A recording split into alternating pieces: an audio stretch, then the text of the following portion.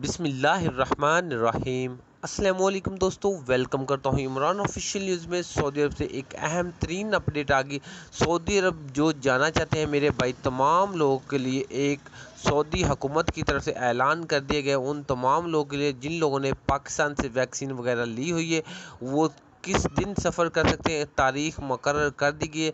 सितंबर के महीने वो कौन सा दिन है।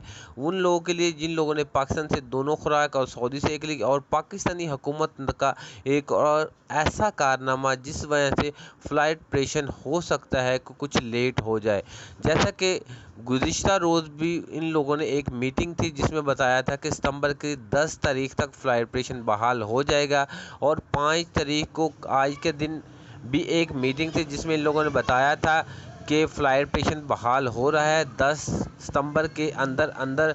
तो लेकिन आज जो पाकिस्तानी हुकूमत ने एक ऐसा कारनामा किया, जैसा कि आज के दिन इन लोगों ने फुल ट्रांसपोर्ट पर पाबंदी लगा दी और 12 दिन का लॉकडाउन लगाने जा रहे हैं। इस वजह से मीडिया दिखा रहा है कि पाकिस्तान में दोबारा कोरोना की शरह ज़्यादा हो रही है, तो सऊदी हुकूमत हो सकता है कि अपना इरादा बदल ले और फ़्लाइट थोड़ा सा लेट कर दे। हो सकता है महीना 2 महीने लेट कर दे।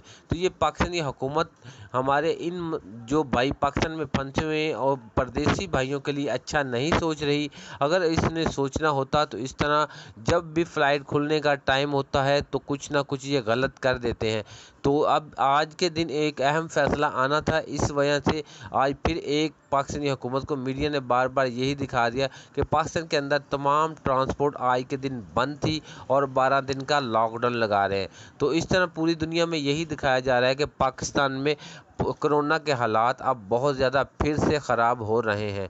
तो मेरा भी अगर वीडियो अच्छी लगे तो वीडियो को लाइक और ज़्यादा शेयर करें और चैनल को सब्सक्राइब करें। इस तरह की तमाम अच्छी वीडियो आप तक लेके